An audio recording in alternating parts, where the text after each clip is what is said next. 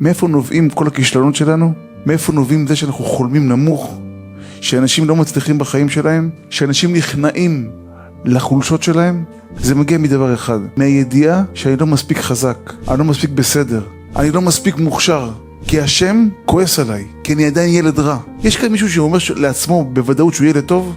אני עד היום אני נלחם עם זה שאני ילד טוב. עם ישראל, כשהם חטאו בעגל, זה החטא הכי גרוע שיש. זה לבגוד בהשם יתברך. תחשבו שנייה אחת שזוג נכנסים לחופה, 5 דקות אחרי החופה, רואים את החתן, נמצא במטבח עם איזה אחת המלצריות שם, השם ירחם. באה הכלה אומרת לו, משה, חכה שנה, שנתיים. הקדוש ברוך הוא נותן להם את התורה, עוברים כמה ימים, בום, אלה לוקח ישראל. אתם יודעים איזה חטא מטורף זה? ואף על פי כן הקדוש ברוך הוא אומר לעם ישראל, סלחתי כדבריך, אני מוחל לכם, עם אהוב שלי. אנחנו מבינים כמה השם אוהב אותנו? אנחנו מבינים כמה הקדוש ברוך הוא יברך את אלה שמו, הוא רוצה בתשובה שלנו?